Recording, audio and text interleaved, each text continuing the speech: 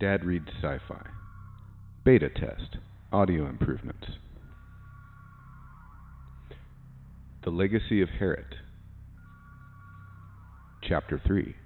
Frozen Sleep.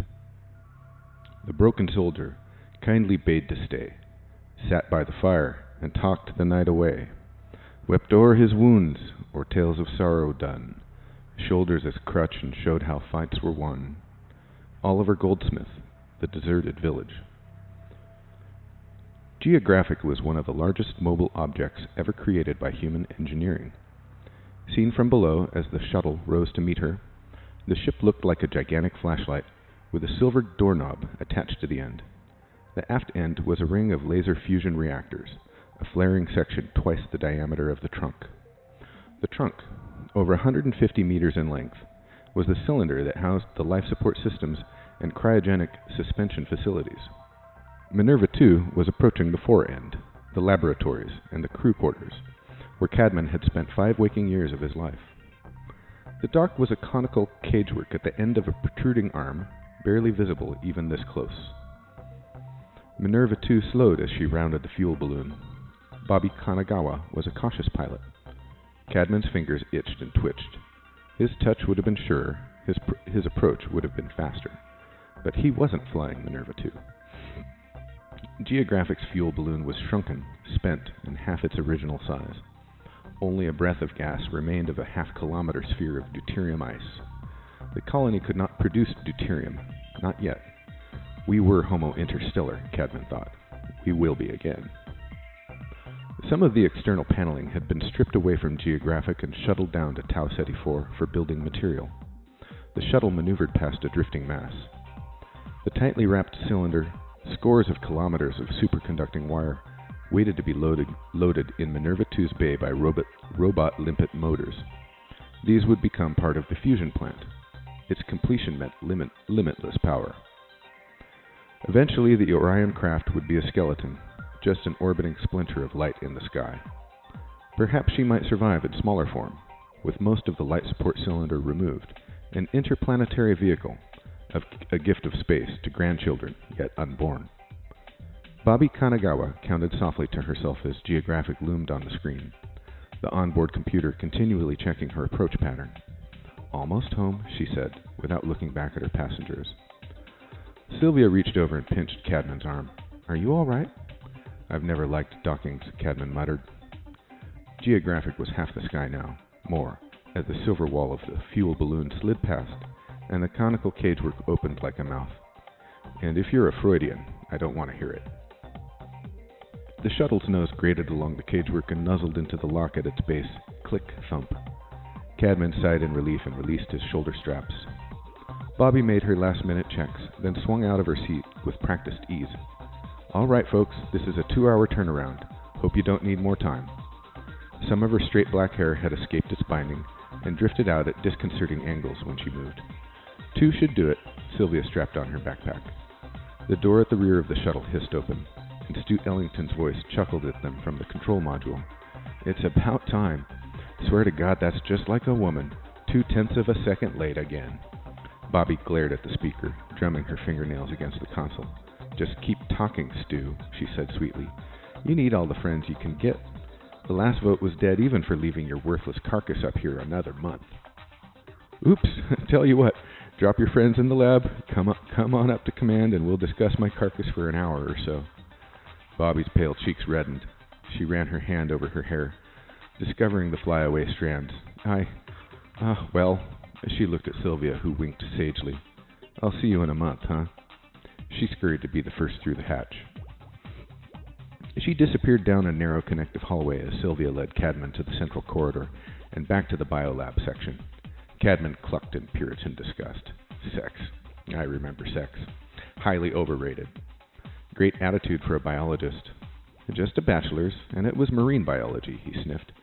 Fish are damned civilized about it. She lays 'em and he swims over 'em. You're a romantic. That's what you are.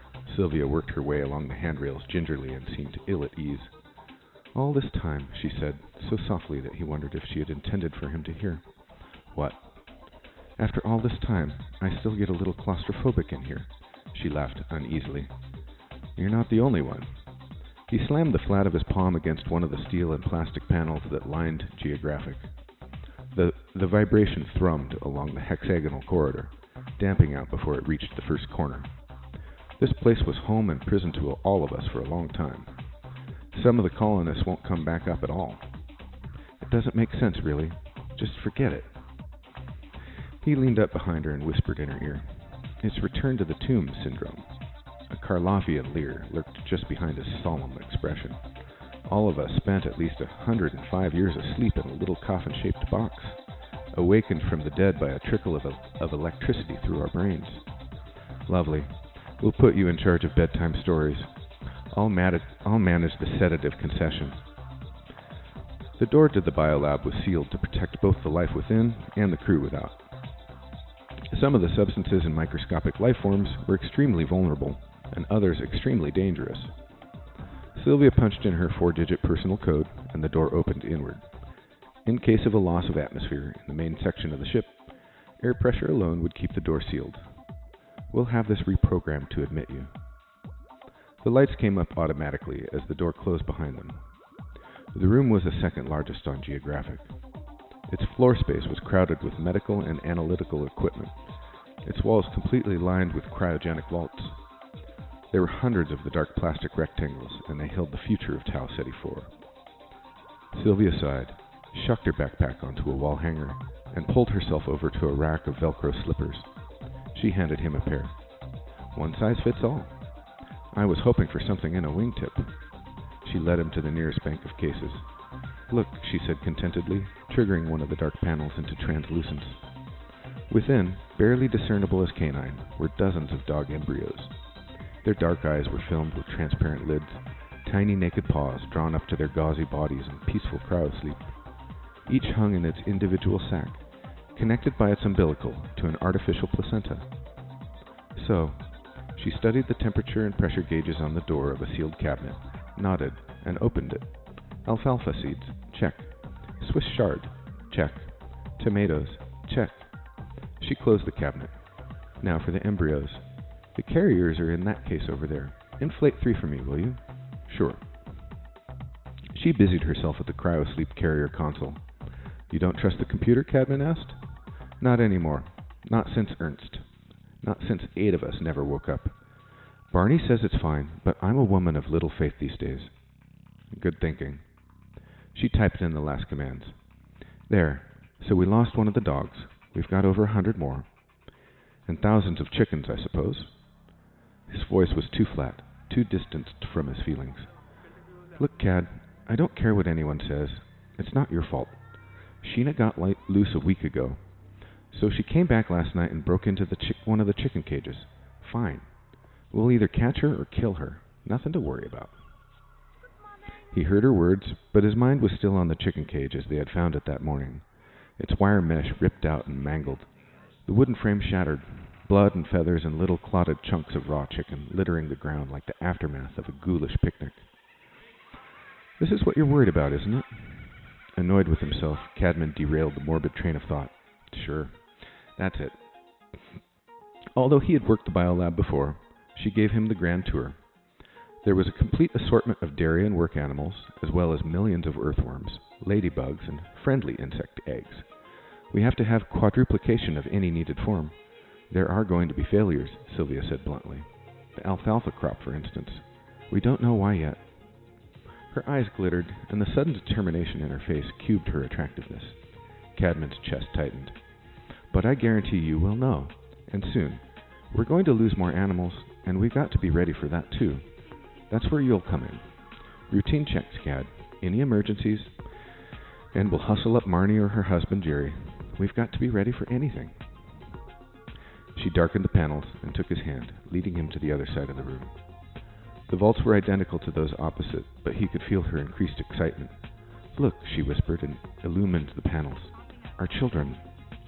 They hung in rows, lost in endless dream. Cadman was startled at the thought. Were there dreams in cryosleep? The neurologist said no, but his memory said yes.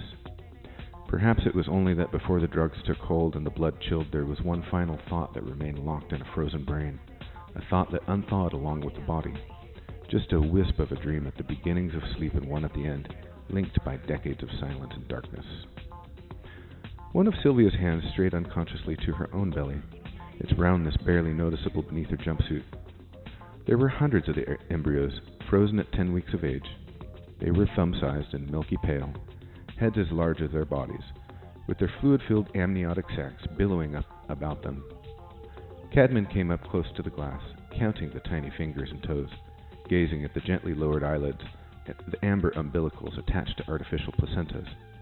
"They're all perfect," Sylvia said. "Every one of them certified perfect, genetically and structurally." His breath had fogged the glass. He patted her stomach. "Not like Jumbo here, who has to take his chances." Sylvia drew away from him, face troubled. She shut off the light in the embryo bank. "Cad, if you'd try to be a little nicer to Jumbo's father, things would be easier for all of us." There was nothing in her face he could feel angry with. His hand still tingled from the contact. "I knew it.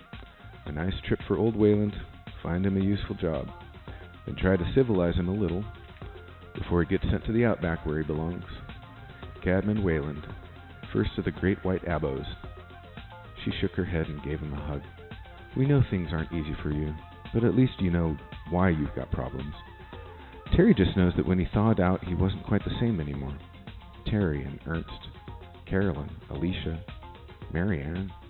"What? Marianne Eisenhower? Well, she's not one of the bad ones. She seems..." "Sure, she's normal, Cad. She lost some brain cells in frozen sleep. She isn't stupid, but she used to be brilliant, and she remembers, Cad. She and Hendrik Sills were the top bridge players, and they shared a bed, too, before we put the colonists to sleep. Tom Eisenhower woke up dead, and Hendrik got very uncomfortable if he's in the same room with her. He remembers, so Hendrik is with Phyllis now, and Marianne cries on Rachel's couch." Cadman touched her hand. "But she's a normal, healthy, sexy woman if you didn't know her before. These changes can be very subtle, Cad. Carolyn McAndrews was second in command to Zach.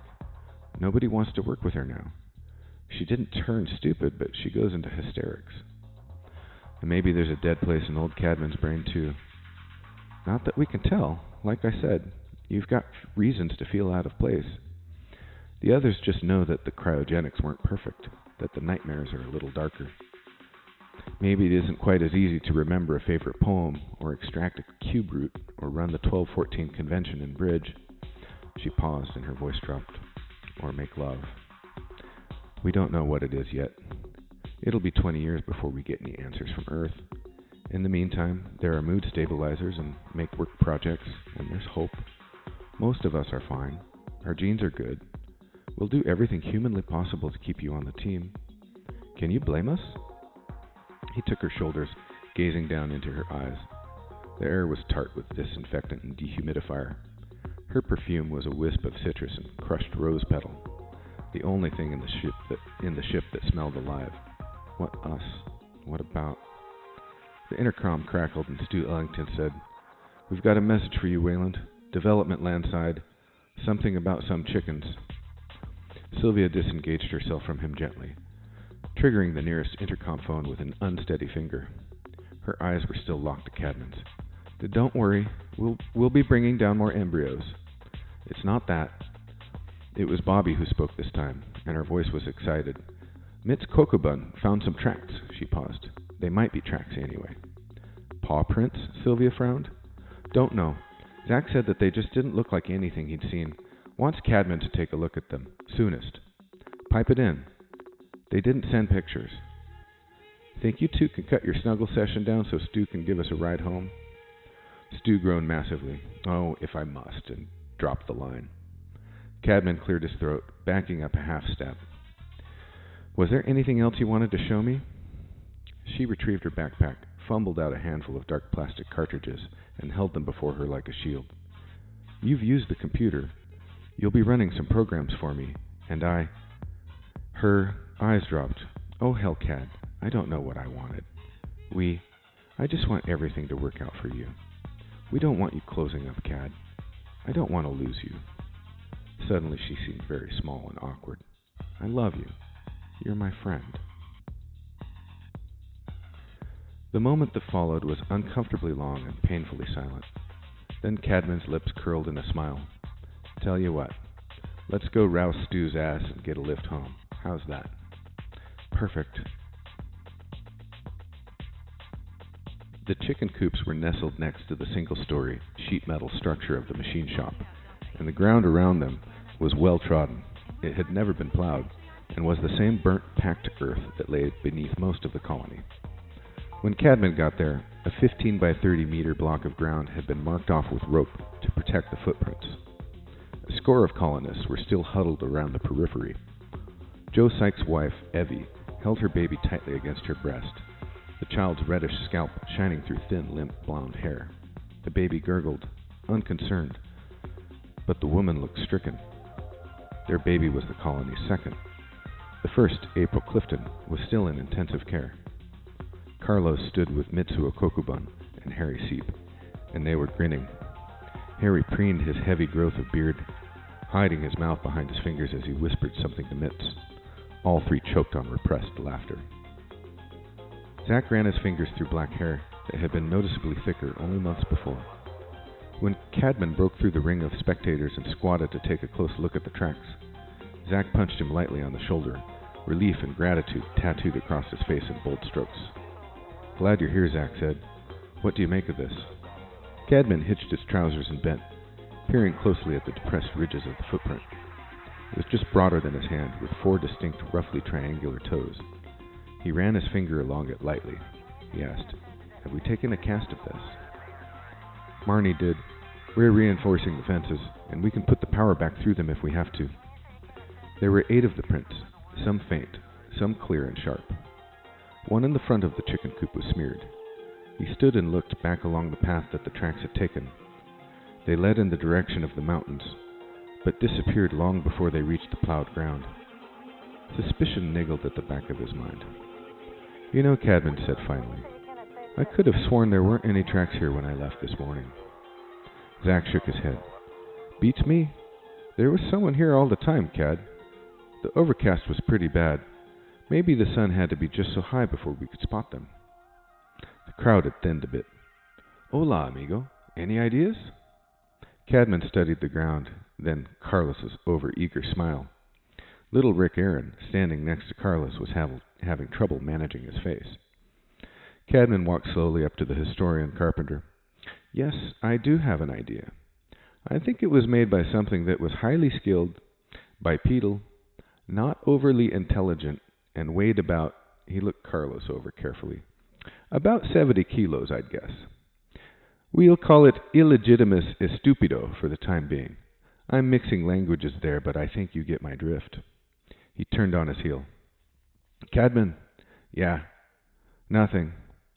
As he walked away, Cadman heard sniggers and the sound of backslapping. Idiots.